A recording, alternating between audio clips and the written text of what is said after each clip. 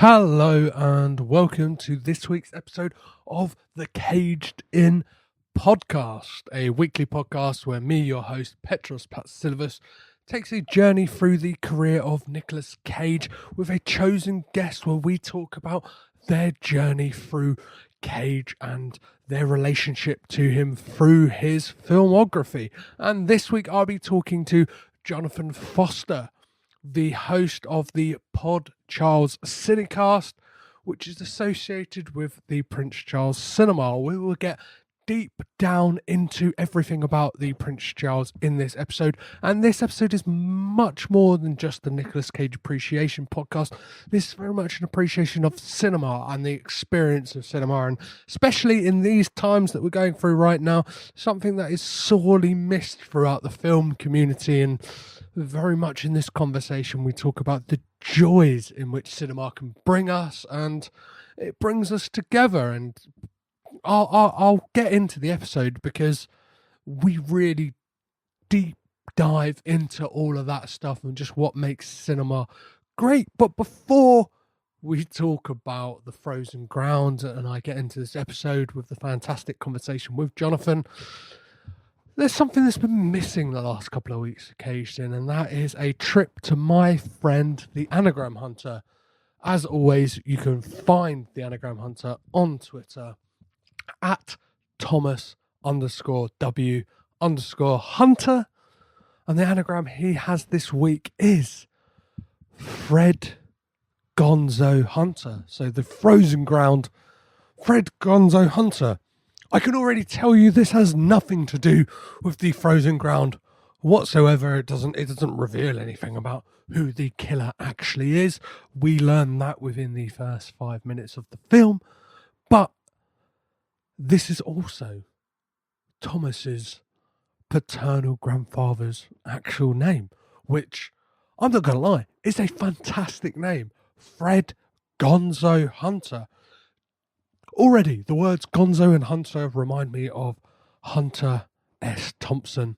And I'm like, wow, Gonzo Hunter. Whew, I will have that slice of bread any day. So that is this week's anagram. We won't be talking about it at the end because it has nothing to do with the film, but it's a fantastic anagram. So please hit him up on Twitter for all of your anagram needs.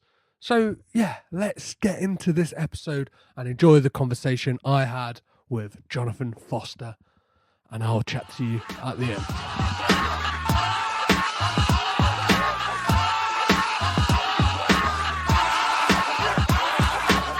This week, I'm trying to get to the bottom of a crime. A man with a prolific career, and even when it looks like he's being pursued, he still has no signs of stopping.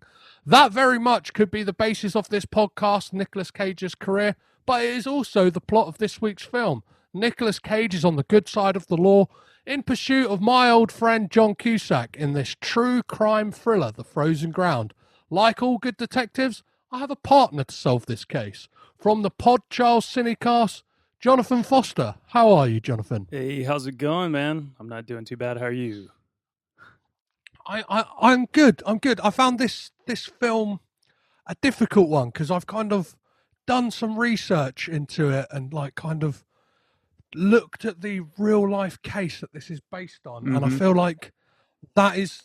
I feel like those nerds who go on about like Lord of the Rings and like Harry Potter and like pushing up their glasses going, well, it's not as good as the book.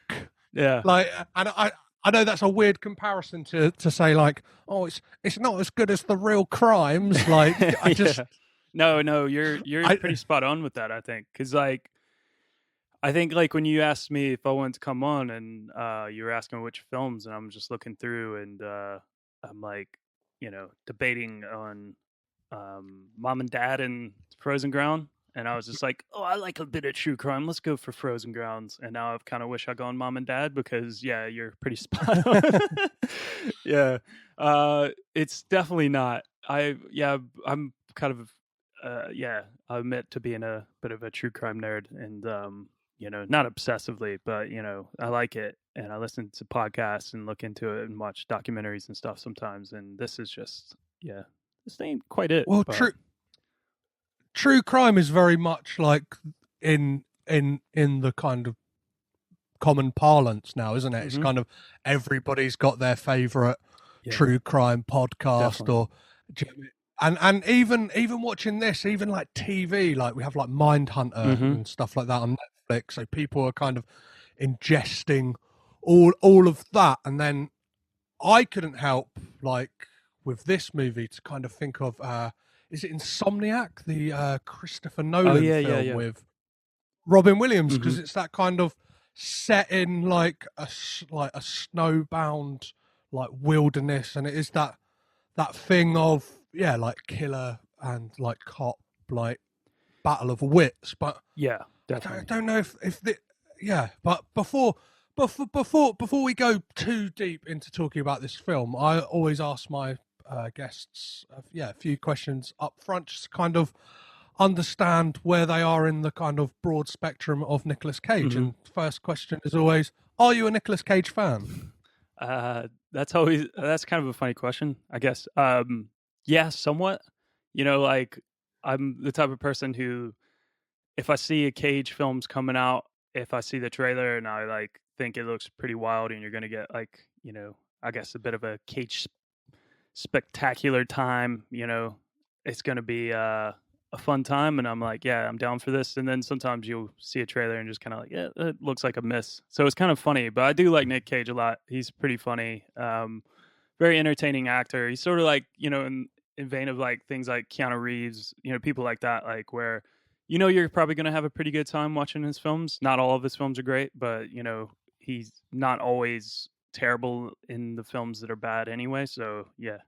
Yeah, and I always find that it's amazing that you make that comparison to Keanu Reeves, because there is kind of these stalwarts of like cinema that you can kind of put Nicolas Cage up against, and kind of there is a fork in the road in his career at one Yeah. point that he could have gone the way of other actors, whether it is Keanu Reeves, he could have had that career, or he could have gone the I don't know, the Leonardo DiCaprio route in one regard, or Yeah. I look at this weird comparison a lot of time of like him and Tom Cruise, and the fact that one of them is perceived to be crazy and might not be crazy, and one of them seems to be perceived as like an all right guy, and I think in all actuality is a nut job, and Yeah. I think I'm not I really think sure people which can one you're make talking their about is which. yeah, Yeah. it's open for Yeah. interpretation, but um, yeah, Any given no, day it could fuck be it. either. I I don't was. know, I'll say it. It's Tom Cruise is the nut job. Oh yeah, yeah. I'm going to Nah, get it nah. out there. Yeah, hundred I percent. mean, I figured Um, that's where you're going, but any day of the yeah, week you could kind of be either or. Because I mean, Nicolas Cage. I mean, I don't know. That dude's wild, but I mean, maybe it's a fun kind of wild. At least he's not like a Scientologist, I guess. So. well, yeah. From like kind of doing this journey and like watching all his films and like watching interviews with him, it all kind of weirdly seems like he is having fun, Mm. and obviously there is this glaring thing of like him being chased by the tax man around 2009, Yeah. hence why his output like markedly increases, in Yeah. that like I think half of the movies he's ever released in like his, I don't know, it's got to be like a 30-year career, have all come out in 10 years. Yeah. Like Yeah, he's it's overextending himself buying like castles and like haunted houses in New Orleans and shit, right? So yeah, he's got a castle in Bath. uh, He had like well, what's her name? Yeah, he had the woman Kathy Bates played in American Horror Story, like the one set in New Orleans. yeah. Like that real life woman. I get her confused with Marie Laveau, but that's obviously Angela Bassett's character. Anyway, yeah, he owned that house. Mm, He owned a dinosaur skull that yeah. turned out to be like was robbed from like Ecuador, and yeah, funny enough, he outbid Leonardo DiCaprio in a bid in that, and it like I like to always think like in the way that Leonardo DiCaprio plays it safe a lot with his roles and works only with kind of Oscar baiting directors. Like Yeah. there's a good like parallel between that auction and their careers, in that Cage is happy to take the risk and maybe pay the extra $1 million for a skull, whereas Leonardo DiCaprio's like, no, I'll play it safe. I don't need another skull. Yeah. Like, Leo's a better politician. Yeah, exactly. Yeah. Cage is more of a wild man. Yeah. So, what was the first Nick Cage film you remember seeing? I have like vague memories of watching like things with my mother as a child. Like my mom was really into like rom-com films and stuff. So it's funny, like as I got older, I was a little bit more like, oh, I don't like rom-coms. But now as an adult, I'm just totally all for them and I love them. So I have vague memories of early Cage films like Valley Girl and Moonstruck. And then also like a bit of Raising Arizona, which is, sort of a not really quite a rom-com, but it has those elements. But the one I can really remember watching like all the way through was It Can Happen to You, like really young, which I to this day just still love a lot. and also, yeah, it's. Oh, sorry, I was just gonna say I also remember watching like Honeymoon in Vegas as well, which is not quite the same as Leaving Las Vegas. Yeah, that's come up. Yeah. That's come up before on this. Like, I guess saying that was their first entry point, and that, yeah. But yeah, It Could Happen to You. Really fun film. I always love to see Rosie Perez as well. Yeah, I just don't think she was like amazing back then. Like, I mean, she's still amazing now for sure, but like back then, she had like a few films back to back that were just so incredible. So yeah. Well, yeah, I recently listened to the Beastie Boys book, and she's like one of the contributors. She like reads like some of the chapters in it, and it's just like such a breath of fresh air to hear her voice again. Yeah, like I think it's ingrained in my brain, just like her in White Men Can't Jump. Yeah, definitely. Billy, that is like that. It's just like forever like ingrained in my mind. But yeah, that's a weird like kind of, I don't know, entry point for Cage. Obviously, like around that time in his career, there was a lot of those like rom-coms. But yeah, he hadn't quite gone crazy yet. Like he was still, I guess, sort of like making his stance in Hollywood, like getting into a little bit more serious roles. I mean, obviously he did like Vampires.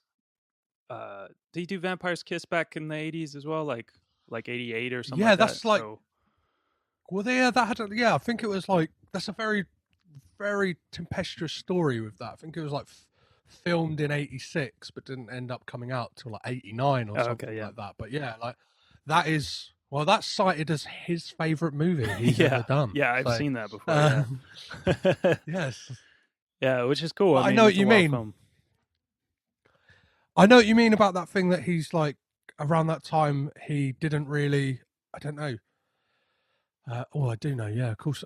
He hadn't kind of settled into that mold of the Cage that people either love or hate today. And I always find it really interesting that he kind of never had that heartthrob stage. He kind of like, even in those like rom-coms, he plays almost like quite a modern guy in the fact that he's just like the everyman, as opposed to like the Matthew McConaughey shirtless. Do you know what I mean? Like dead sexy, like leaning against his co-star on the poster. Like Cage was just kind of, I don't know, Honeymoon in Vegas. I always just remember he plays like a PI, I believe, or like just this kind of like, I don't know. But they're always fun because you always get those glimpses of the madman that is Nick Cage. So it leads me on to my third question that I always ask is, what's your favourite Nick Cage film? Do you hold one up as a favourite? I mean, I was incredibly impressed and loved Mandy when that came out recently, but I would say probably my all-time favorite is Raising Arizona. Like it's got like, I think like everything you could want from Nick Cage in it, like where it's got like the crazy side and stuff, and just the nice guy side. So you got like the lovable nice guy that you could find and It Can Happen to You, or if you want the incredible bad boy side, like from Wild at Heart, it's there too. So I mean, it's like this really nice package of I think what sells him the best. It's I cite that as like that is the first truly like Nicolas Cage performance. Yeah. Like, because up until that point, it was a lot of like there were glimmers of it. Like we kind of got him going out on a whim, doing the mad voice in Peggy Sue Got Married, and Mm-hmm. like you could see that he was willing to take those risks. But like that one was just like right, he has taken something, and yeah, a guest of my a previous guest mentioned that one of his biggest influences was like cartoons. So like kind of, and that's why he insisted that he had the Woody Woodpecker tattoo. Is that he was kind of he wanted to be like a real life cartoon character, Yeah. like the wild hair and just the way he acted in that movie just is ramped up to 11 Yeah. constantly. And I yeah, think yeah, I think a lot of him though like really just comes from like the kind of director that he has as well. You know, like I always feel like his best roles are just always just like with the directors that like know exactly what he can do and just like let him do it and aren't afraid to like push it. Like, I mean, if you think about Raising Arizona, the Coen brothers, they're not afraid to like. Well, they're brilliant writers as well and mhm. brilliant storytellers and directors, and they always have like the best cinematographers, and so their films are always just so good looking. And then you add in like their ability to just kind of push the boundaries on certain actors that they know could give you like a really wild performance. I mean, just thinking about like The Big Lebowski with Jeff Bridges and John Yeah, Goodman. I mean, like just really letting them push it. And that's the same thing with Raising Arizona with Nick Cage. And I mean, the same could be said with like Wild at Heart. It's like almost that's kind of like the same character, but he's just if he went down the batter road, you know, like if he like didn't yeah. have like a nice bone in his body like he does in Raising Arizona, like Wild at Heart, like David Lynch just like really pushes it, and it's I mean, he pushes everything. So I mean it's just like phenomenal. But yeah.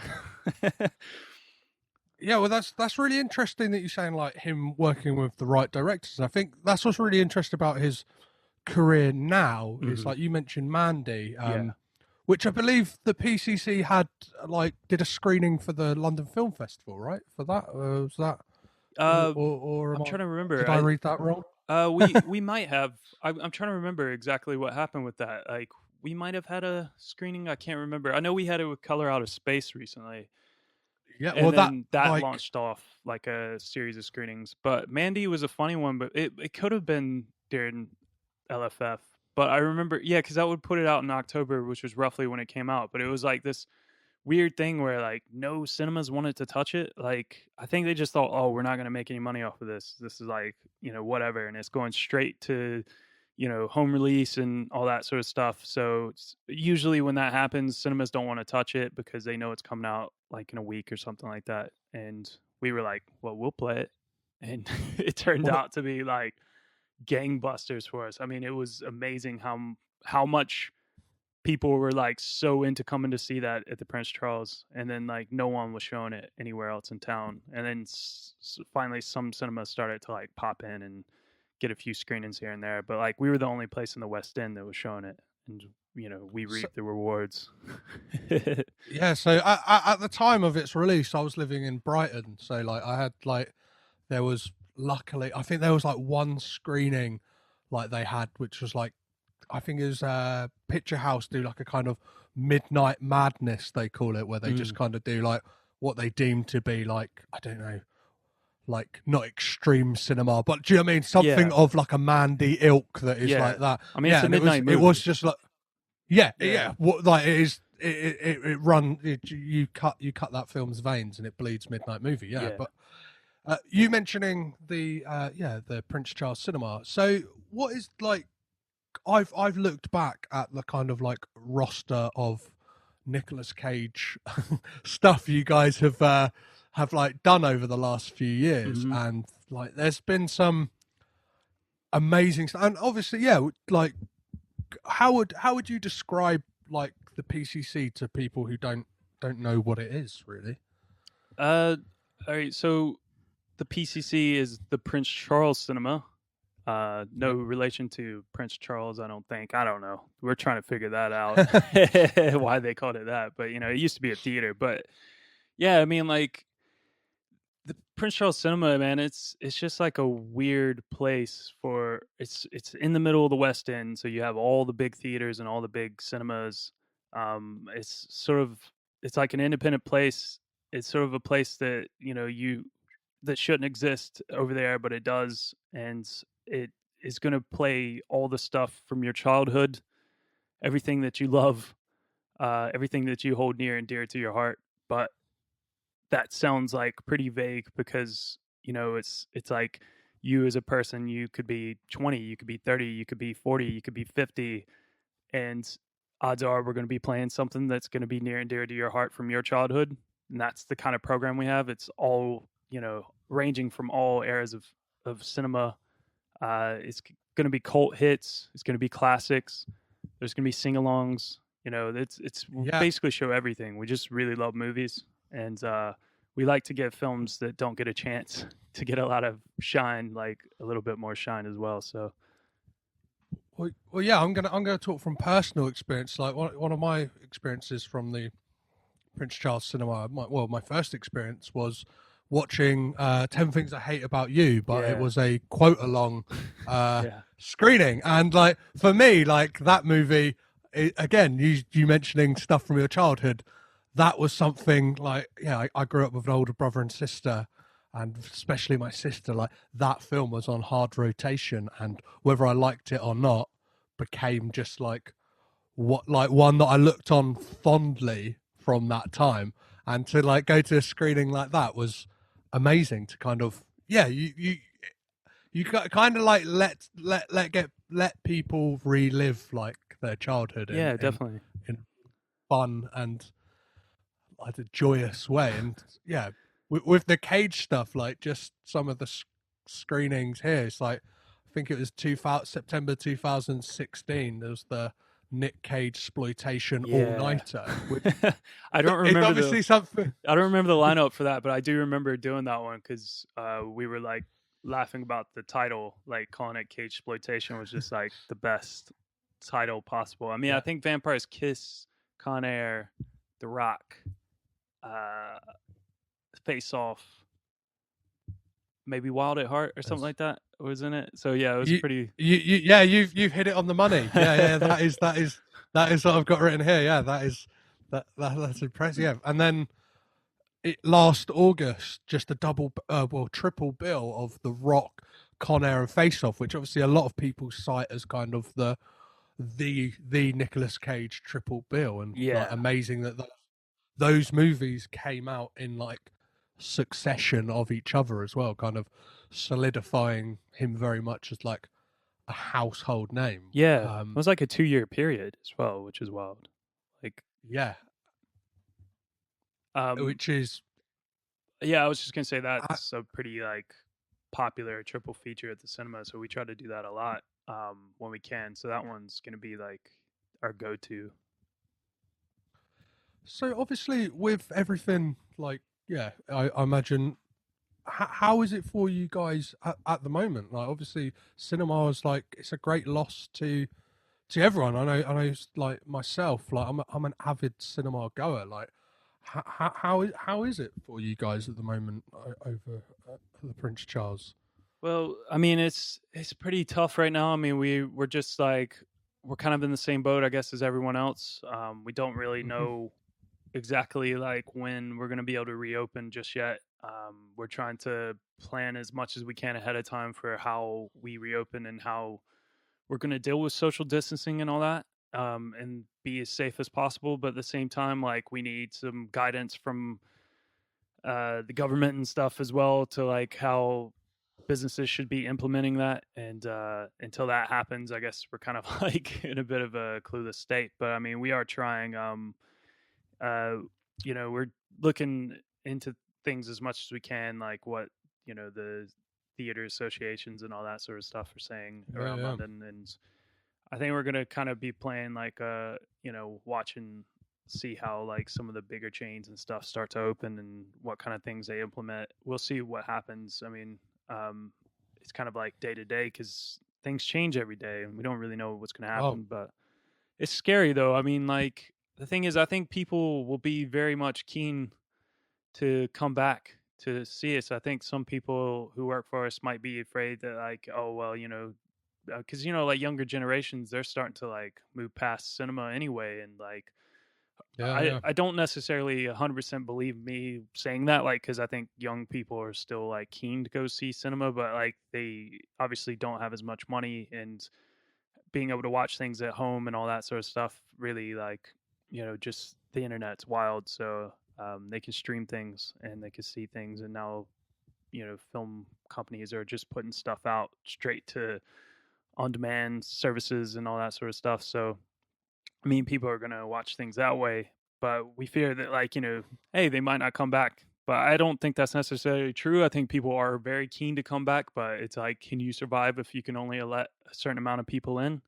I mean, it's almost like not being open, so it's kind of Yeah, scary.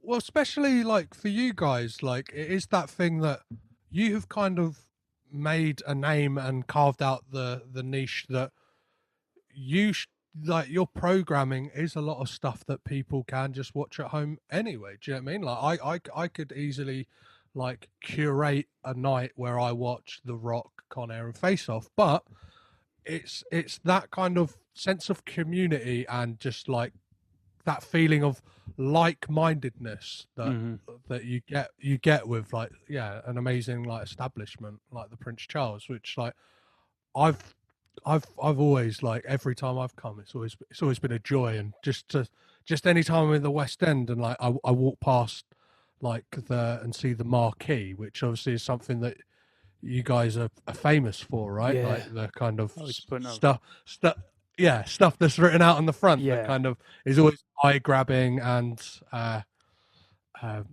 just really gets people talking. Mm-hmm. What, what is it currently? It's I'll be back, right? We'll be back. Yeah, I will be back. Sorry. we are thinking of like what we're gonna do when we can reopen. Like, what's our messaging gonna be? Obviously, like our readograph Amazing. is a big important part of that. But yeah, Uh-huh. it's been nice to see that like take off a bit. Like since we've shut down, and a lot of you know people picked up on that message and stuff, and it's been like a readograph that's been shared out a lot, so that's been really sweet. It's been nice. Like people are really excited for us to come back, and that's great. And like we've just been trying to do as much as we can, like to keep people informed and keep people engaged online. Like our emails and stuff Yeah. is we've been working really hard.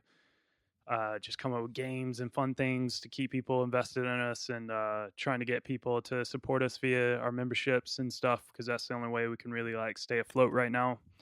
And Yeah. obviously the podcast, trying really hard to just keep a voice out there for the cinema and keep some fun going with talking about films, because I mean that's all we can really do right now. So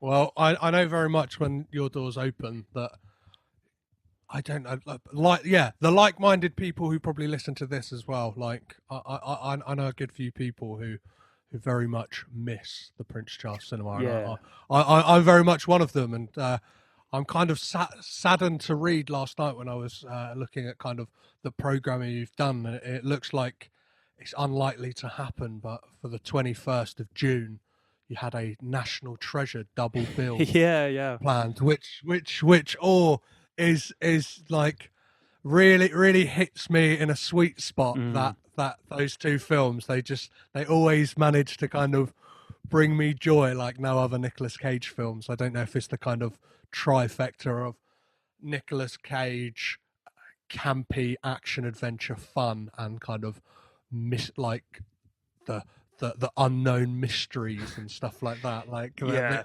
the Indiana Jones with Cage in the lead role, basically. Yeah, I mean, it's sort of like a formula that shouldn't work, but it just does. Like, when Yeah, like that description of that you gave of National Treasure, you're just thinking of Nicolas Cage is just kind of like he shouldn't be in that role, but he pulls it off. It's a lot of fun. We've had that requested a lot, mostly from staff members, to be honest. Like and over the years, and this is the first time since I've been there that it's actually happening, and it's a shame. But we're trying really hard. Anything that's been canceled because of this pandemic, we're gonna like try to get it back into the program. Not everything because that's kind of hard, but we're trying as much as we Yeah. can. I mean, some things are like pushed all the way into 2021 now, but it is going to come back. So hopefully that one will as well. Amazing. Well, I will certainly be there, clutching a printed out copy of the Declaration of Independence. Sounds good. Amazing. So I guess we should talk about the frozen ground. Yeah. So it's Nick Cage and John Cusack back on screen together since Con Air, but it's a role reversal, right? Because obviously Cage played the convict in that, and John Cusack was the lawman. But Yeah. now it's Cage is hunting down Cusack, which I don't have a massive beef with John Cusack, but whilst doing this podcast, I got blocked by John Cusack on Twitter. Oh, really? I was going to ask you because you said your friend John Cusack, and I was like, what's that? And then you've been blocked by him. Okay, so yeah, it's kind of a very like weird story in that I like one of my guests mentioned on the podcast that he got blocked by John Cusack. He told the story of it, which is a very like innocuous story of just like he added him and like talked about a film he was in, like not in a disparaging way at all, and John Cusack kind of took umbrage to it and blocked him, and it was kind of all like low level stuff, and then just as like very much like this podcast, I wear my tongue firmly in my cheek, and call it the naivety of like early podcasting. I think it was like a very early episode as well, so I don't know. I just thought any kind of like any way to get people like listening. I just fired out a tweet like, listen to this week's episode to find out how my guest like Martin got blocked by John Cusack. Well, it seems that John Cusack is a man that I guess looks up his name a lot on Twitter. Yeah. Because he read that tweet and like retweeted it, and I was just watching Catfish, the TV show of all things, and I remember. I just remember like my phone just like blowing up, like because it wasn't just John Cusack who had like responded. I just had like a deluge of like his fans piling on and just like calling me a piece of shit, and like I like don't know, like I was like, oh shit, I didn't really ask for this, like, well, maybe I did, I don't know, yeah, but like I was like, it wasn't that bad, I'm honest, and like kind of I pretty didn't help myself because I got kind of like cheeky because like John Cusack was like, oh, you could ask me, and I just saw it as a kind of shameless way to be like, oh, well, John, I would love to have you on the podcast to talk about your work in The Frozen Ground and Con Air. Like, anytime you're up for it, like, let's have a chat. And shortly after, he said, like, your guest was probably being a dick, just like you, or something along those lines. And from that day, me and John Cusack have been firm friends. So I guess I will not be expecting him to be outside my window with a boombox anytime soon. I mean, I don't really know what to think of John Cusack sometimes because, I mean, he's had run-ins with. I mean, I just don't know if he knows how to work Twitter properly.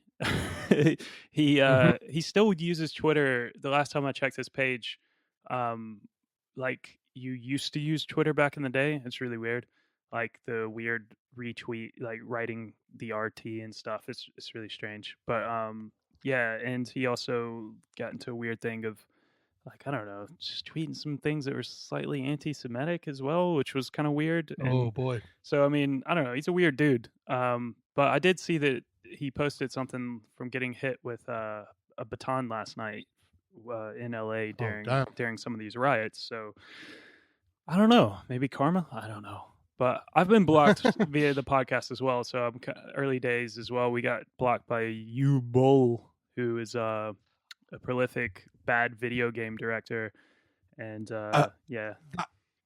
that is amazing you bring that up, because that's something I started doing recently, is kind of like trying to document like kind of these weird runnings I have in like in a blog, just to kind of, so I don't forget them as well, and I just think they'll be quite funny. But I was going through my old emails to see like, oh, what weird run-ins have I had since doing this podcast, and I have a mass amount, of just back and forth between me and like Yui Bowl and one of his like representatives, because he at one point was supposed to direct like Nicolas Cage in a film, Oh, okay. and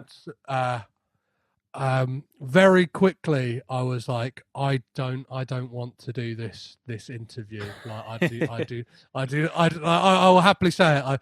I do not like this guy. Like, it was very much like, for the next 10 episodes. Yeah, he's a he's a weird guy. He's a bit, he's a bit of a dick as well. He's kind of got the attitude of like a spoilt kid, in the way that like he's called out film directors to fight him. He's like he's had a very weird kind of career in film, that like his films are bad. They're they're really bad. Yeah. And like, I remember he was like asking me, can you please, like, if for like a 10-minute interview, like, can you subscribe to my like Patreon, or like donate money through like a Kickstarter for like his next film. And like, this is around the time he'd like launched like a YouTube that was like kind of spouting like nonsense. Yeah. And I think a lot of that was questionable, and just asking me to like do all these ads for him. And I was like, I don't do ads. Do you know what I mean? I don't do any of that. I'm not, I'm not. Yeah. So sorry. I kind of, what happened with you, Bowl? How comes you got blocked? Well, I mean, we were doing like a video game episode, and like just about video game films, and we particularly were talking about like, you know, Street Fighter and Mortal Kombat and stuff, but we did like go through a list of like famous, you know, video game films. The Sonic movie was on the horizon, the Pokemon movie had just come out, and the woman that was the guest on our podcast like works at the cinema. She did like a little, I don't know, 2-minute clip about Yui Bowl, because we didn't like talk about him on the podcast. Like, it was just kind of like in our interview. So I was just like, oh yeah, just shoot us a little clip if you want to like do something. And, you know, we put it into the podcast, and I don't know, I just tweeted that like we had something about Yui Bowl in there, and then like this account just came up, and it was just like, I don't know, maybe 2,000 followers or something like that. And, you know, it just said something like, I don't know, it's kind of like weird towards us, and I just thought it was like, you know, a bot, really, you know, or just like some weird fan who was pretending to be Yui Bowl. And I like said something kind of funny to him, and then they replied back, and you know, it was like, oh, you shouldn't talk to directors this way, blah blah blah, like, you know, just talking crap about us. But like I just like looked into it, and I realized that it really was, I'm pretty sure it was Yui Bowl, and the reason why his followers were so low is because he's been blocked numerous times on Twitter, or like banned on Twitter, so he keeps creating new accounts. And his restaurants, because he's a restaurateur now, like his restaurant started to like, was like following him, so I knew that that was like legit. And then like I started reading like all the other stuff he was saying, and I was gonna reply back like something like, you know, because I think he said something like, oh, you know, you shouldn't treat people this way, blah blah blah. Like, we didn't do anything to him really. It was just like he's just so defensive, because he can't handle criticism. And you know, like I was just kind of like, all right, well, you know, next time I meet an actual director, then I'll be sure to be nicer to him, because like after I read the stuff that he was saying to all these people, you know, it was just like, it kind of pissed me off. Like, because it was around the time, I'm a baseball fan, I'm from America, and there was a pitcher named Tyler Skaggs who who died, and I think it was a drug overdose, which is sad, but he passed away, and his number was 45, and so Donald Trump's number, presidential number, is number 45. So he saw like rest in peace 45 and all this sort of stuff going around, and he jumped on it immediately and just started like posting all this like crap about Trump and stuff, and all these people were just like, dude, this has nothing to do with Donald Trump, this is like a baseball player. Ugh. And then he just like was just like, calling them like the C word, and all sorts of stuff, and it was just like, dude, come on, man, just chill out. Like, and that's when I decided, like, I'm just going to disrespect him for disrespecting us. So yeah, long story short, he blocked me, he blocked the podcast, blocked my co-host, but he didn't block the woman who did the whole thing, and she was retweeting it and everything. So I don't know, it's a weird guy, but I think that I'll be sure got blocked as well. So that account got kicked off of Twitter again. So yeah. I'll be sure to like tweet him once this episode goes out and see if I can re-spark the beef. I'll pile in and be like, I've got some unfinished business with you, Yui, as well, mate. Yeah. So amazingly, yeah, both had these odd experiences you both, but yeah, this. What did you make? What did you make of The Frozen Ground? Obviously, it's based on the true life story, or the true life events of Robert Hansen, the notorious evil, like it's probably the best way to describe him, serial, sexual offender, like rapist and murderer. Yeah. Frozen Ground is a weird film. Like, I didn't downright hate it, but like I didn't like it at all. I felt like there was some really bad directing going on, some weird editing, and like actors phoning in performances. Really, it's weird because like I don't know, Robert Hansen, who it's about. I don't know. I just feel like they didn't really do anything to like get you into like what this person was. And I don't know, maybe Cusack is probably the wrong person to play him as well. And I don't know if it's necessarily like his fault or anything. Like I've seen like people, saying about Cusack's performance being really terrible in this film, and I don't think it was terrible. I just think it was just like, I don't know, like the direction was bad. Like it's a weird movie. Like it doesn't really sell who Robert Hansen was at all. Like, you don't actually know who he is, period. I feel like you just kind of jump into the story, and then the story just goes at almost breakneck speed, and you're just kind of like, what the fuck is going on?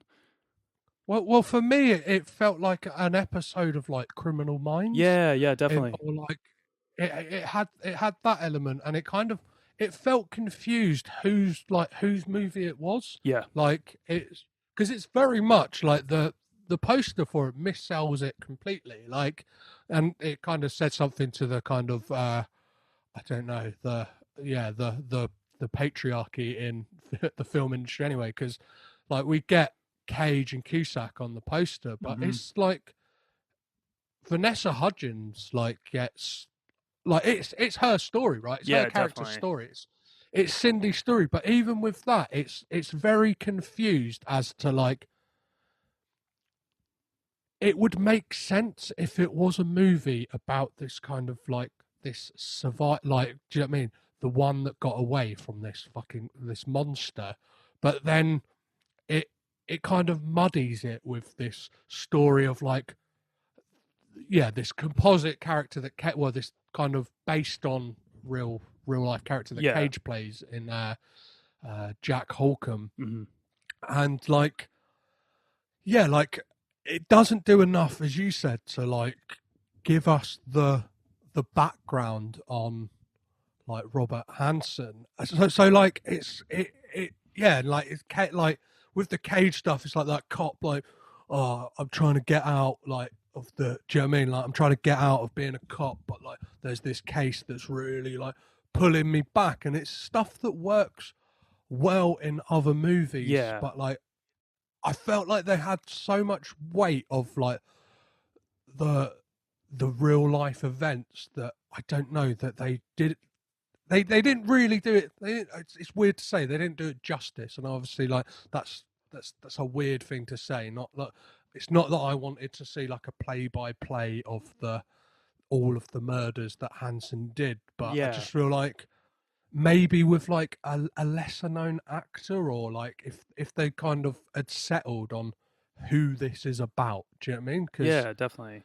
I mean, it's funny because there's so many like good actors in this film. Like, obviously you've got Nicolas Cage and you've got John Cusack. I mean, there's some names, and then Vanessa Hudgens was just kind of creeping her way into doing like serious yeah, film roles after her Disney career. So, I mean, obviously that was like a big thing, like for her to be doing like something that's kind of like, I don't know, like a bit of a I'm trying to think of the right word to say, but just like it's a bit of a testy character for her, like compared to like her pristine Disney roles and stuff. And then you've got like the supporting actors, like uh, Kevin Dunn and what's his name, Hank Schrader from Breaking Bad. yeah, yeah. We've got Dean Yeah, Norris in Dean there Norris. and Yeah, and it's just like it's Kurt weird. Fuller as well. Yeah, Yeah, yeah, yeah. it's weird. It's like these guys are all there to be these great supporting pieces, but they're the thing is, I didn't know who anybody's name was in this film apart from Cindy and obviously Robert Hansen. Like, I really couldn't have told you what Nicolas Cage's name was in this film if you asked me, like, until you said Jack Holcomb again, and then I was like, oh yeah, that was it. I feel like there was no character building, and like the whole No, thing with his like wife and stuff, it was just there. It didn't matter. It was like, oh, I mean, it's so we can get into like the ending at some point, but I don't know. It's just so cheesy, the ending as well. Just her like, oh yeah, you just go ahead and you catch that criminal, and I'm gonna go get my job because this is what I mean. It's just like, oh god, this is who wrote this. This is like, and it was the director who wrote it, Scott Walker. I mean, I don't know what he's done yeah, since, but well, he's done nothing since. yeah, He's done a short before this, and yeah, this is the only movie he's directed. And like when I first saw the name Scott Walker, I got excited just because I'm a fan of the musician Scott Walker, and I was like, no, he yeah, couldn't have directed a film. I was like the old man is back. I love that song, but not that Scott Walker, yeah. unfortunately, guys.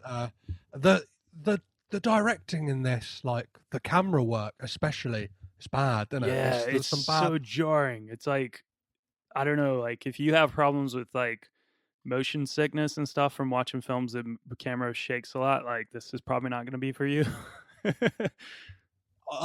Yeah, I noticed at one point because like the kind of story of it is like, well, we get these we get these vignettes almost of uh, Robert Hansen out in like the wilderness, Yeah. and like some of those moments, like I felt like this film needed to be like chilling. Not obviously does it's set in the snow, but like Hmm. it could have really made you feel like icky and disgusting, and like, do you know what I mean? Like that has place like in cinema, but Yeah. like I don't know, like, but in those moments when he's out in the wilderness, like there was a shot that like really like jumped out at me, and it's like that classic 70s zoom, and it's like it just is really jarring, you know, Hmm. like that kind of like tight, like Wes Anderson uses it like really well, and in Yeah. this Yeah. it was just like it just felt like a film student going like, Oh, I'm let's going to see do how the that shot. Yeah. goes. Yeah, and it's like a lot of it as well, and there's a lot of the shots just felt like B-roll, that Yeah. it's like, oh, we need to pad this out a bit. Like there was one moment and it's just a shot of an office and it's like really shaky, and it's like, well, this is not there's no effect to this. Like Yeah. it's a shot of like an empty office, and it's kind of, it sounds like there's some ADR of like Nick Cage in an interview room, Yeah. and it's like Why are you showing this? I don't, yeah. Yeah. And there's moments when it's like out in the dark, like in these like hallways and like in these motels and that, and it's just terribly lit. Yeah. You can't Like see it's anything. And yeah. which is a real shame because, yeah, one of the actors that we didn't mention that is in this is 50 Cent Yeah. like perfectly playing a PIMP, which obviously like help, yeah, playing a pimp, which for those of you who may remember was a hit for 50 Cent in the start of his career. So Yeah. he finally got to kind of live that. Live that real life that he used to rap about all the time. Yeah, in in very much he looks like I don't know, like a he's gone as in fancy dress as like Superfly, Yeah. like His hair is like a wild kind in of, this film. Pretty weird. Actually, when he first came on screen, I didn't really recognize him, and I knew he was supposed to be in it, and I knew he's produced the film as well, which is interesting. I didn't really look into that. I just saw that he was a producer. So, but yeah, when he showed up, I was just like, "Oh shit, that's 50 Cent. Weird." Curtis Jackson. All right. it's a very, yeah, it's there's a lot of weird choices in this. Mm. Like obviously this could have been played in the way of like a mystery, but it felt like because they had Cusack in that role of Robert Hansen, like it could have worked serviceably well as, I don't, in the way of like a Seven. Do you know what I mean? Of like Yeah. you don't know who the killer is till the third act. Yeah. Like or and or it could have worked in that, yeah, like I don't know, it's famously in Columbo we always used to see that, like you see who the killer is from the get-go, but that was always still like entertaining and like I don't know, like you kind of went along with the ride, whereas Yeah. this, like, not a lot like really not a lot happens. It kind of feels like we join, like, from doing the research into the Robert Hansen case, we join it at a very like weird point in the case. Like it's very much nearly solved. Yeah, Do you know what I mean? it's the Like, tail end of it, and there's a lot to Robert Hansen's story that they only sort of gloss over in this film, and it's like done really badly as well. So it's very confusing. I mean, there's so much even from the get go of like Cindy being found by the cops at the beginning of the film. It's really confusing. Like she's handcuffed there, and they find her, and then they just go on about the story. And later she's like talking to, I believe it was to Nicolas Cage, and she's like, "Oh, I escaped from his car."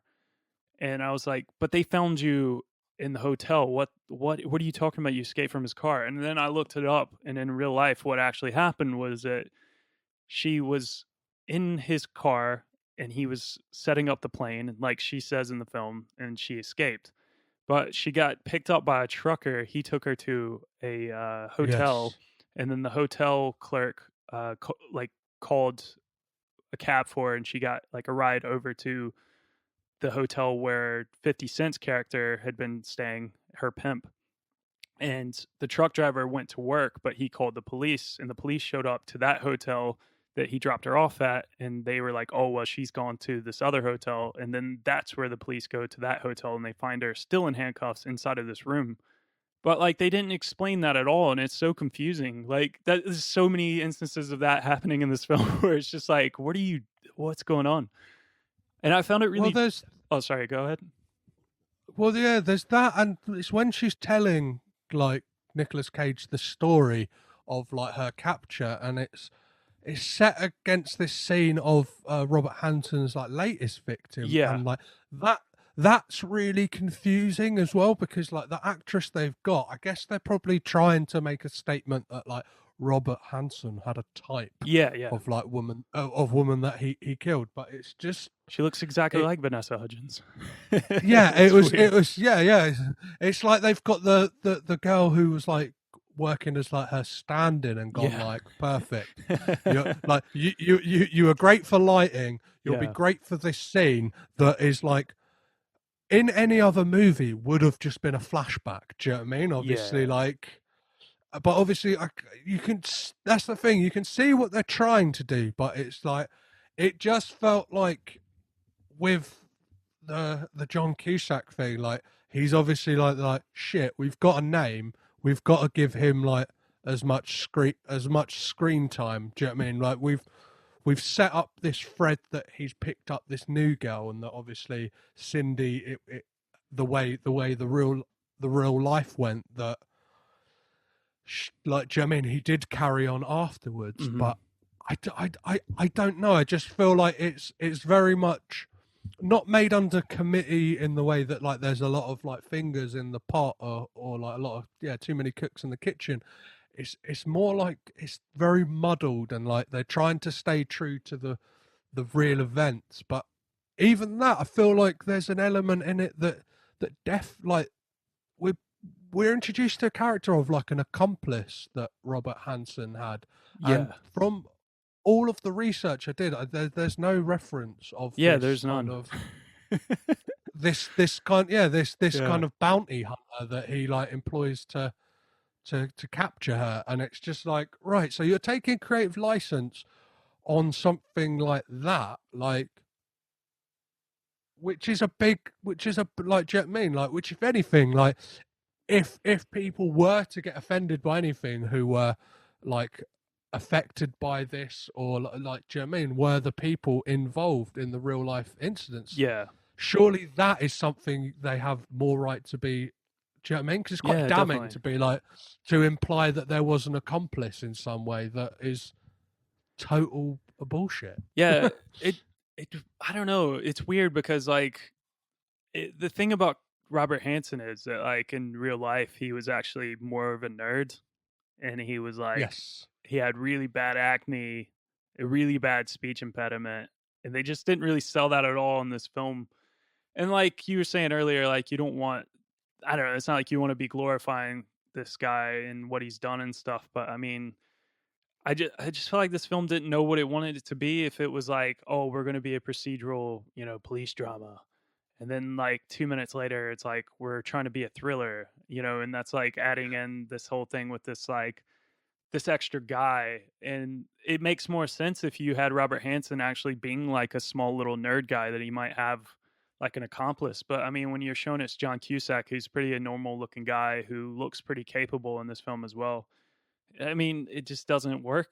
It doesn't work at all. And I don't know. Like you said, there's probably too much Cusack and stuff in this film. It probably would have been better if it was someone else like doing it, who is kind of a unknown person, or if it was Cusack, just let him. I don't know. Like he doesn't need to have that much screen time, and if he does, just do it in a different way. Like maybe, I don't know, have it a little bit more mysterious. Like just show some kind of, I don't know, like just glimpses of him. Like I would say do it like the way, I always think Jaws is like such a perfect way to unveil a monster, where you just like give sneak peeks of it just like throughout Yeah. the film, and then towards the end it's just like bam, there you go, there's your monster, and then it's just like the final showdown. And that, like, a film like this could have definitely, you know really benefited from that style of storytelling. I just Well, don't it think they almost, knew what they were doing. yeah, because it felt like, and obviously, like in the research, I'm kind of glad I did the research on the real life Robert Hansen, because I feel like going into this movie with that kind of backstory, I understood things a lot more Yeah, than definitely. if I'd like just come into this, like, because we don't get really that sense of Anchorage, Alaska, that Hmm. like it was this town that had this economic boom through, like, was it like oil, like Oil mining, or like industry and oil, mile but mining, yeah, I think so, yeah. and that is why it kind of had this like seedy strip of like Hmm. this seedy town of all these like strippers, and it had kind of no reference to like this mob connection that the town had, and like that again would have been a really interesting angle. And like I can only think that this is a story that would have much been served better on TV. Obviously, like, this came out in 2013, so Yeah. just kind of a nick before that like big boom of like serialized television, Hmm. and a big boom before like true crime really took off. Yeah, definitely. But it didn't, it didn't have that, I don't know, it's very muddled, Yeah. like very muddled movie. And it's like there's even Cage. So yeah, what did you think of Cage's performance in this movie? Like, I feel like he did as best as he could with what he had, but I mean, it's very much a non Nick Cage performance. I mean, like you could have had same thing with Cusack. Really, I mean, you could have had anybody in that role, and you still would have had the same like end product. I feel like there's nothing that really screams like this is a Nick Cage film that's worth watching, or just a Nick Cage film. Period. You know, besides the fact of him just living and breathing inside of it. So. Well, yeah, I can almost understand why he would want to go for the role, like in the way that it's like something different. It's playing like a real life character who like and it, like, but it feels like even his performance and like is bogged down in like kind of the weight of the actual events, and it's Yeah. like he, I don't know, it's almost like I imagine, yeah, from the kind of perception you get of Nicolas Cage, like he's somebody who kind of believes in, I don't know, spirituality in some form or whatever, and it's almost like yeah, you could see this kind of like hesitance to really like go like, oh, I can't really go like my full usual self, and like yeah, he's mentioned in interviews that he spoke to the guy that the character is based on, and Mm. like obviously I don't know, but he's doing weird things with his voices at times in this. Like sometimes he's like going really deep, and like I wrote in my notes, it sounds like the voice that Kevin McAllister uses on his Talk Boy when he's booking the hotel room. It's like he's doing that kind of like, this is Mr. McAllister, like, and it's just it's not all the time. Like Yeah. obviously, like yeah, Cage is trying to like give it the gravity, and like that it always lends itself to like a I don't know, a boring performance, like Yeah, a definitely. yeah, like another movie in which this happens is Left Behind, Yeah, and that God, it's yeah. like he's like almost scared of the text itself. Like with this, it's a harrowing like true life event, and in that it's like, oh, it's for the Christians. Like I don't want to offend anyone, and it's you can I don't know, you could the performance reeks of that, and Yeah, I it's don't know what he would have thought going into this. I mean, to be honest, like he probably would have been better served playing the bad guy in this film, but at the same time that wouldn't have I don't know. It wouldn't have worked because he wouldn't have looked like Robert Hansen at all. He really is mm, just too big to be Robert Hansen, but at the same time, like John Cusack is as well. Just putting like horn rimmed glasses on Cusack doesn't really do anything to really go, oh, that looks like Robert Hansen. So I mean, they obviously didn't care about that. So, I mean, I feel like, yeah, this is like obviously Nick Cage can do a good guy performance. He's done it plenty of times in his career yeah. and he's done it really well. But he also needs, like, I think at this point in his career, it's like it's hard for him to, like, I mean, I know this was quite a few years ago now, but like at this point in his career, it's hard to take Nicolas Cage doing good guy serious, like a serious good guy serious because he has just made a career of doing like kind of the wild characters, and him being a good guy he almost needs a bit of an edge to him, and there was no edge to this guy at all. Like I Well, didn't it's a you really don't interesting. know anything about him really, so Yeah, and I always love to look at the films in context of like when they came out, and obviously like this is 2013, so mm, the year before was like Stolen, which I personally see as like again playing a good guy, but I see it as like I don't know, that one for me really hit me in a sweet spot, and I really enjoyed it, but yeah. I don't think it's well received by a lot of people. But like the same year as this is Joe, which is like possibly one of the best Nicolas Cage films that's ever like, and like to your point of him there being no character, Joe is all character. Do you know what Yeah. I mean? He plays this good guy, but he's got that edge, Hmm. and he's 3D. Like, do you know what I Yeah. mean? He's trying to do right, and like the character study in that. Whereas this, it's just like you're playing good guy cop. You have a couple of like issues at home. You have a daughter who we never see. Yeah. Yeah. Like, do you know what I mean? And like, so it's like I I don't don't know know. anything about what job he was going to. Like you're No, supposed to be like be led to believe that he's like leaving his job and they're maybe moving house or something like that, and you don't know anything about him. You don't know what makes him tick. You don't know, like, with the exception of, like, maybe it's the case that makes him tick or the mystery, but, like, I don't know anything about this guy. Like I said, I barely knew his name. I only knew his wife's name was Allie because at one point in the film he did say Allie, but, like, I don't know anything about him or his wife. Or yeah, I mean, it's weird because with films like this, like, if you're thinking about, like, a really good film that, like, really, and I mean, this film could have done wonders if it was directed by someone like a David Fincher. But if you're thinking about, like, because Mindhunter is really popular now, and then before Mindhunter there was Zodiac. If you want to get into that whole, Yeah. like, the chase of a serial killer, and obviously what this film was wanting to do at times, but then at the same time it was getting bogged down with, like, the idea that it needed to be sort of procedural, keep to, like, the true crime element and the facts and all Yeah. that, but at the same time we want to make it thrilling, so let's make Cindy the center of attention, and, like, the whole story about the, like, her being the one that got away and Robert Hansen wants to chase her down. And I think that's just where they lost everything. And but, like, if you think about something like Zodiac, like, just how good they make the Oh, characters in that film, particularly, like, Jake Gyllenhaal, just how good his character is fleshed out. Like, the whole thing of him getting married and having the wife and everything is just like, the kid and all that. Like, it's just everything about his character is just, like, building up to a point where he's just become so obsessed about this case that it just unravels his whole life around him, and he just continues to go as everything is just, like, falling off the branch, and he's just, like, still there. But then, like, if you look at this film, it's like Nicolas Cage is just there. It's like everything's just there. And one thing that I thought was really weird about this, I don't know if you noticed it, it's like the type of film where the director decides that every piece of new information must be given to you in that given scene, like, to advance it to the next scene. Like, there's very really? few instances of a scene going from, okay, that scene has closure, to like a new scene starting.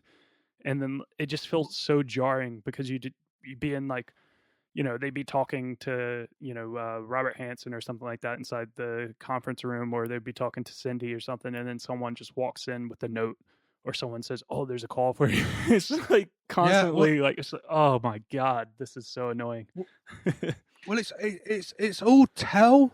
Yeah, It's all tell. There's no, like, do you know what I mean? There's no, like, real, like, visual storytelling in this movie. It's yeah, like, do you know, definitely, it's all just people having conversations, and, like, I don't know, just kind of cliched tropes of, like, definitely, like, there's absolutely. a moment where Cindy's, like, kind of wants to back out of, like, do you know what I mean? She's like, wants to, oh, maybe I don't want to, like, pursue this whole Mhm. thing of, like, Robert Hansen. Then, like, Cage is like, well, I had a sister who died, like that. So, Yeah, like, yeah, yeah. Yeah, and oh it's god. It's that scene that I laughed so hard at that scene because it's so badly done. It's just like yeah, his only way to stop her from walking away is just to be like, because she'd, I don't know, it's just, like, lazy, like, "Oh, you had a sister. Is that your sister?" And then he just won't talk about it, and he's like, "Oh, my yeah. sister." It's like, "Oh my god, dude." Oh. That is his, like, personality as a character. Is like, I've got a dead sister. Like, that is Mhm. kind of it. And, like, yeah, whilst looking on IMDb, like, at this movie, there's a lot of errors, a lot of, like, goofs, in that there's just stuff like, there's flat screen TVs, there's a TripAdvisor sticker on, Huh. like, there's 2005 Ford trucks, there's, like, Yeah. loads of cars, there's, like, loads of stuff. Do you know what I mean? There's, Yeah. like, I was watching the film and I was just, like, thinking that this was wrong. Like, well, I kind of forgot about it, I guess. I forgot that it was supposed to be in the 80s, but then after the film, I was like, wait, wasn't that supposed to be in the 80s? And nothing about it felt like it would have been, like, the really early 80s or the late 70s. It was just like, it was like, could have been 2005. It could have been, like, it was so, yeah, yeah, it's horrible. like, even, like, which is weird because there's some details they've really gone to town with. So, like, Hanson's home, they used his actual house, Huh. and, like, they used, like, the exact model of gun and like the exact model of plane, but then Yeah. the RV he's got is a 1990 or 1991 Subaru Legacy, and it's like, oh right, so you've like, it's just like, I don't know. In so it kind of sums up the like that kind of stuff sums up the movie. In that, in Yeah. some places they're really happy to go like, oh, we've got the details, and like some of the trivia says like, oh, when you see the photos, like when Cage is going through like all the different like girls that have gone missing, they're photos of the real women that went Uh, missing, and it's like, well, I don't give a shit about that because you've like, I don't know, you're not doing anything to progress the story a lot of the time, and yeah. like you're you're just making all these mistakes in other parts of it that just don't really like.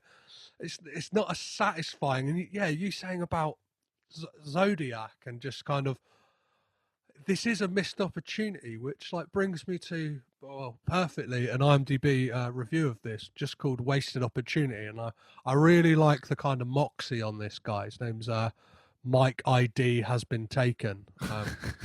It's and I don't know what Mike does for a job, but yeah, I very much like his kind of dogged determination, in that he has this to say. I'd always thought about making a movie about Robert Hansen, and that would be amazing.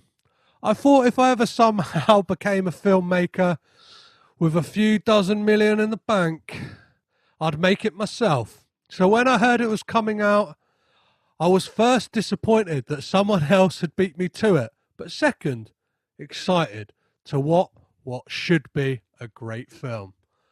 This was not what I expected. This was just boring.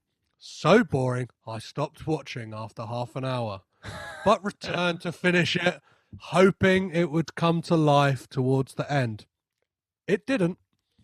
Too much of the film was wasted on Nicolas Cage looking confused. Boring film. Yeah. I So mean, yeah, that sums it up. yeah, and it's like I very much like, yeah, Mike's ID has been taken.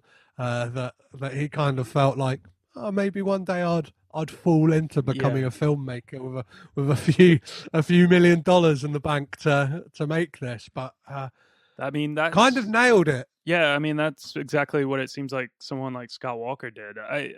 Do wonder, after hearing what you've been saying and stuff, and you just start to reflect on the film, and you said that they were using actual, locations and actual photos and all that, and it makes you wonder if maybe Scott Walker is more so just like a fan of this crime itself in a weird, almost like weird fetishy way, and Hmm. is happy to get those elements out there, although he didn't like nail them all together because he had to write a story and try to, like, piece together a story that he thought would, tie everything together, which it doesn't.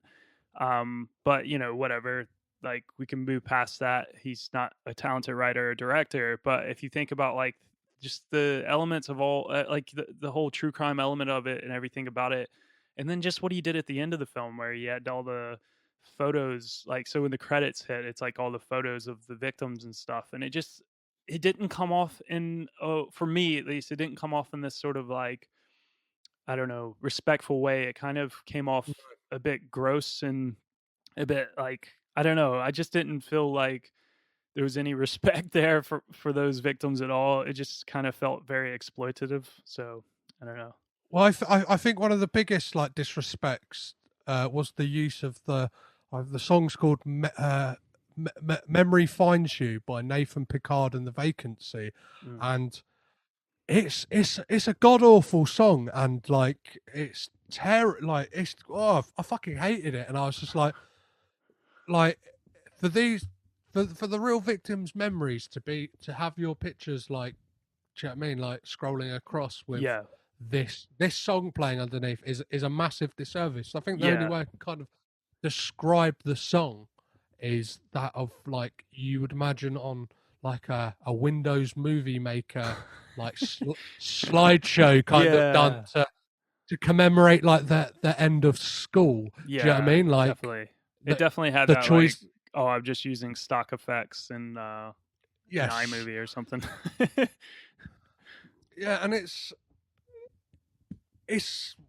weird. Like it's weird. Like for me, because I was like, I need to look at this in just like like as a movie. Do you know what I mean? Mhm. Like because obviously, like you can look at it from two ways. You can like, but this was never going to be like the Robert Hansen True Crime Podcast, like because well, that's been done to death as well, Yeah, and definitely. obviously this is well. This is a format that's been done to death as well, the Nicolas Cage podcast. But it doesn't matter. I started this journey. I'm gonna fucking end it. Yeah, may as well. Keep going. But yeah. Was there any moments that like really shot out for you? Like I think there was one scene that I was like, oh, this has got me, and then 2 minutes later the film was over. Um, are you talking about the very ends, like when they were doing the reveal of all the um of all the well, there was the fake reveal of evidence that Nick Cage tried to pull, because I thought that was, Yeah, yeah, that was like, it had moments. I you yeah, know, yeah, but before that though, I will say that like the choice to do the film in Alaska was pretty ballsy, and yeah, there were some elements to like the choice of using Alaska, and I know he was trying to do it towards the end of I think it was towards the end of the autumn, so that winter would really start to kick in up there, and they were losing daylight when they were doing the film. And you do notice it towards the end. There's that scene like where Vanessa Hudgens' character Cindy like sees that elk out in the middle of the street when she's sort of running, and then it's like, just yeah, feels really cold, like, and it's just like everything's just kind of like, closing around her and stuff. That was like kind of a nice touch. That was the only sort of thing that like sort of felt like, it was more so the environment, not like that cliche shot, because that shot was pretty cliche. The whole like, oh, I see the animal, and oh, he's like me. We're wild, but we're like stuck in this trap situation. but like it was more so the environment around her that was nice. Like it must have been tough to shoot in something like Alaska because it's fucking cold as shit there. but to the point of like yeah, like Scott Walker like delayed the shooting for 5 months, like to Yeah, have it like so it was in full. Like even that like just reeks of an unexperienced director, right? definitely. And that like obviously like he's kind of putting quality to the wayside. Just kind of this almost like student filmmaker ideal of like, wouldn't it be cool if like it actually was winter? And it's like, yeah, but like for working days, you're creating like You're losing, natural barrier, yeah, you're losing losing light. 3 hours of light a day just so Yeah, that you could and make it seem more like winter. yeah, just to say like, yeah, but it's really authentic, and it's like, yeah, but you like people have done stuff like I'm not saying do the movie in front of a green screen, but like people have done stuff like do you know what I mean at a Yeah, more I mean, there's reasonable plenty of type. there's plenty of things you could do like to make it seem a little bit more like winter. Yeah, like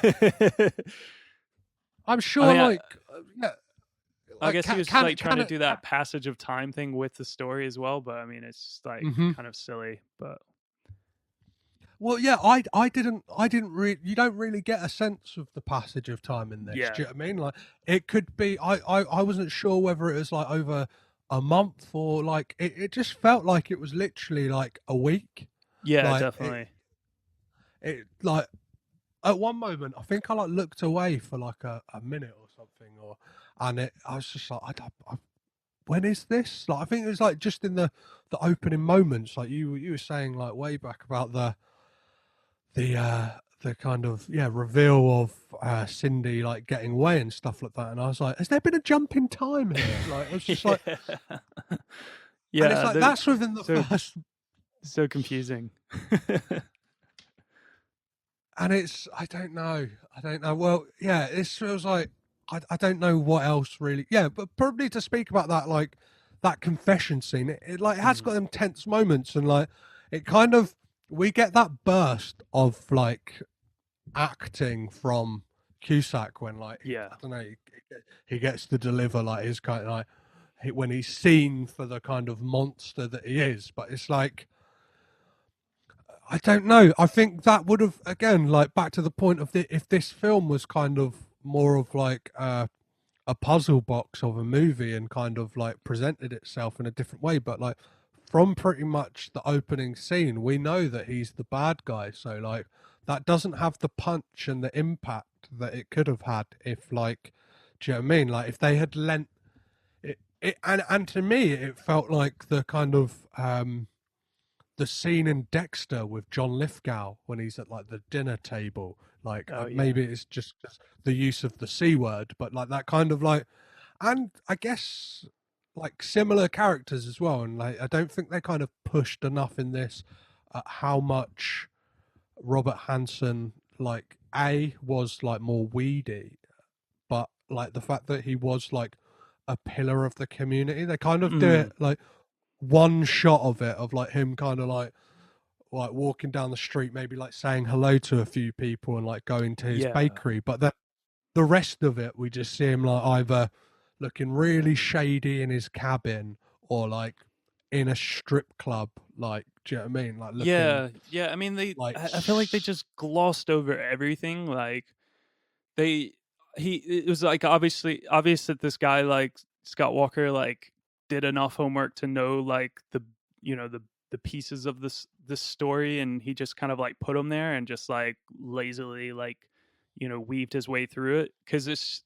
he only glossed over so many of these things, like you were saying about him being a pillar of the community. And like I think the thing that really would have helped a little bit more is maybe just like do a few more like suspects, because there would have been more suspects. There would have been, it's the fact that that it's John Cusack is okay, but it's the fact that Nicolas Cage's character knows that it's John Cusack from the beginning, and he's yeah, like just got him dead to rights from the very beginning, and he's just pursuing him, and that like works in some capacities, but in this film it just didn't work out because like they didn't there's not enough thrill there for the chase. Like it's literally just like I don't know, the way time passes in this film, the way the scenes change, it's just like the editing's really all over the place. Like so it didn't really work out like as this great chase or anything, because like Hanson was always kind of there.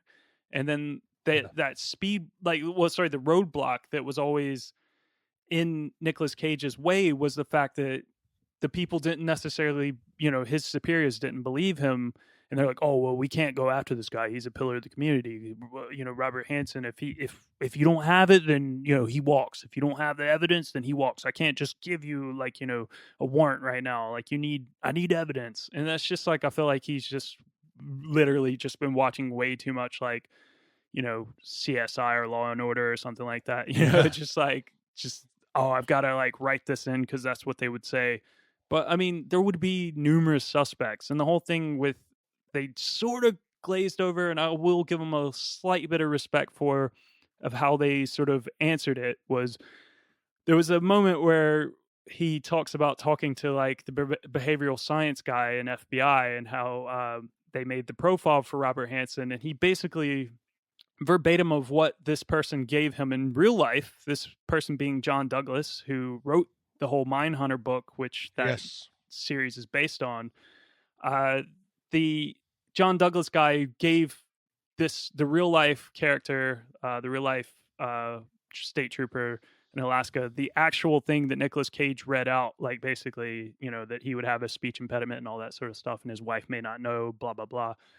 But the thing is, like, they just glossed over it so quickly, and that could have been a lot more interesting and stuff. And there would have been a hell of a lot more people who were on the suspect list, but Nicolas Cage just knew immediately that was, oh well, it's him, it's Hanson, this is yeah, Hanson. So they don't cross reference it with anyone else. There's no checking to see, and that could have given you a little bit more mystery if. Because it's not like everyone who's watching this film knows who Robert Hansen is. He's not like, the most sexy like serial killer out there that people know about. He's a lesser yeah. He's known serial killer, so people would have looked at it as more of a mystery film. They wouldn't have known. I don't know. exactly. He's not. He's not. he's not like a BTK or a Zodiac or he's not got that cachet. I don't that serial killers have not that serial killers have cachet. And I'm not saying there's like some kind of top trumps of serial killers. Yeah, but yeah. Hopefully you get the point. And like you said, even if there wasn't other suspects, they've taken creative license in other ways, and it felt like just in a storytelling way, like taking that creative license as to create a suspect would have made it for a far more enjoyable and tense ride. Like none of this, like I like to feel like uneasy when watching this. Like you mentioned Zodiac, and like there's something like there's like a morbid curiosity in me with that. Like I watched it once. I watched it like during the day, and it like really creeped me out. Yeah. But I've always had this like niggling urge in the back of me to be like, oh, I really want to watch Zodiac again, to feel that, feeling, if you know what I mean. Like, whereas this, it's like, I don't know. They're going, we know who the bad guy is we know who the killer is from the beginning, and just doesn't. I don't know. It at the same time doesn't do the real life like events justice, and at the same time offends it. Do you know what I mean? Like it's quite offensive to what happened. So would you recommend people watch The Frozen Ground? I think we know the answer. Yeah, I would give it a miss. I mean, if you want to watch we've been talking about Zodiac, go watch Zodiac. Go watch Mindhunter. If you want to like feel a bit, unsure of what's going to happen around the corner, and you actually want to get a nice like, mystery out of it, then don't watch this film because it's not going to do much for you. It's a weird one. I would definitely say, instead of like watching this movie about the Robert Hansen case, listen to the All Killer No Filler podcast. Two fabulous comedians, Kiri Pritchard McLean and Rachel Fairburn, do like a kind of respectful yet comedy based kind of telling of like these true crime stories in like kind of a way that a lot of them don't do, and like that is far more like informative and enjoying than this movie. Yeah, I've got my own as well. Mine would be The Last Podcast on the Left, which is another funny comedy-based true crime / all sorts of weirdness podcast. And they have a two-parter on Robert Hansen that's just like way more informative and better than this film. Amazing. Well, before we wrap things up completely, I have this odd scoring system. I'm compiling the data to find out what I'm going to do with it once I've seen all the Nicolas Cage films, and they are as such. Does Nick Cage have bad hair in this movie? I mean, sort of, in the fact that it just kind of looks like the way Nick Cage's hair looks like now, and it's just kind of like bad aging Nick Cage hair. But I mean, there's nothing like it's pretty tame, so not necessarily. And does he do anything crazy with his voice? As we've mentioned before, Vampire's Kiss. Yeah, not at all. War. No, yeah. Like there is a scene. There's a couple of those like moments where I kind of remember him talking to his wife at a point where he kind does those weird inflections. Like where you think he's going to do a little Cage for us, and he starts to kind of give those little things, but he just never really goes for it. So. Unfortunately not. And obviously we get a freak out from John Cusack in this, but do we get a freak out from Nicolas Cage? Not at all. No. Absolutely not. The closest I think we get is there's a moment when he's looking for Cindy and he's in a strip club, and like he kind of like he like accosts a woman. Doesn't he? He's like, oh yeah, sinner. Like he kind of like it gets slightly impassioned, but we don't kind of get. Yeah, I don't know. It's we don't get Yeah, it's nothing to like write home about that little freak out. You don't really get the classic like Cage freak out. It's no crying in your pants, downing vodka in the bathroom, like which is kind of the new gold standard of Cage freakouts. But I mean, even if you get 25% of that, you're having a good freak out, and this doesn't even get like there's less than 0.01% chance that you're going to have anything resembling a freak out in this film.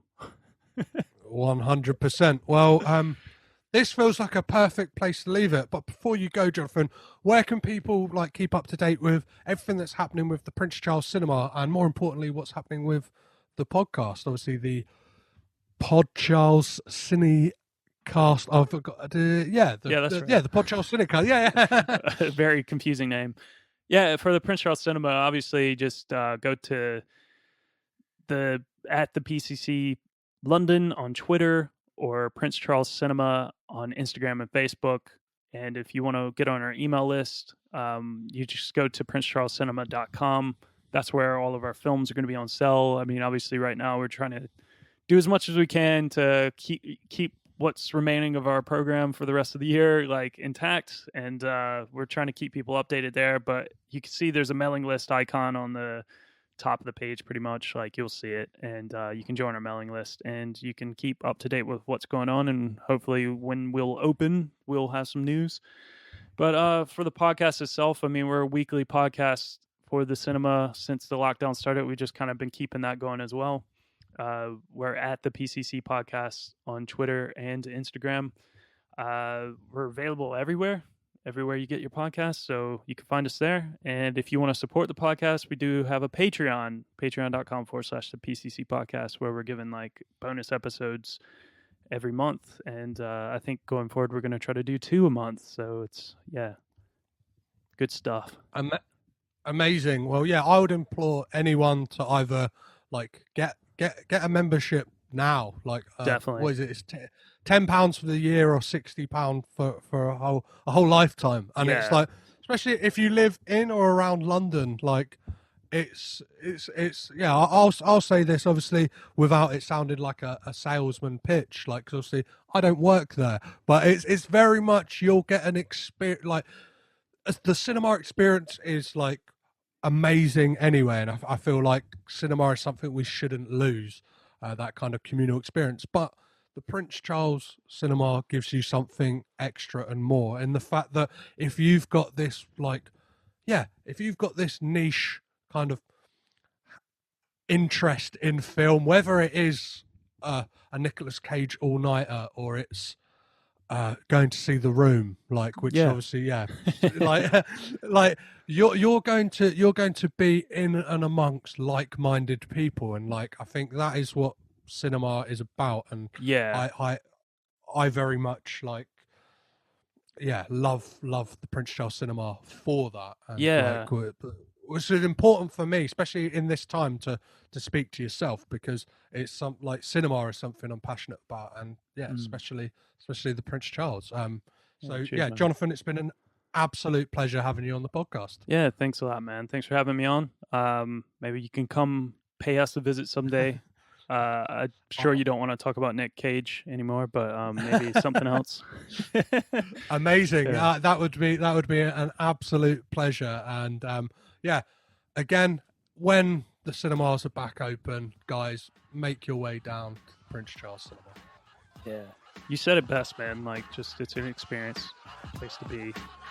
If you're unsure of how cinema, how the Prince Charles Cinema actually is, I mean, you just need to go. You can get lost in a film, and then when you come out on the other side, you'll realize that you've just had an experience with all the other people who are right there with you. So definitely go.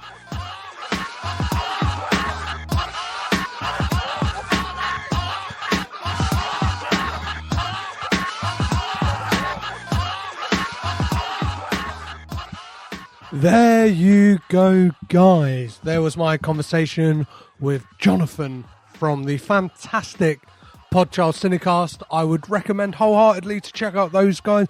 Sign up to their Patreon and just listen to their podcast, because every week they just have interesting insights to great films. And off the back of talking about this, I'm not sure if it was inspired by this conversation. We have a fantastic episode on David Fincher's Zodiac, which I would definitely recommend, as well as a whole host of other amazing episodes. Both Jonathan and Phil, his co-host, are amazing podcasters, and it's just, I don't know, you get that real sense of joy for cinema, and I hope you got that through this episode. If you felt any differently about this film, if you loved it, if you thought, oh, you know what, The Frozen Ground is my favourite Nick Cage film, well, you can argue with me on Facebook, Twitter and Instagram, all at Caged In Pod. That's at Caged In Pod.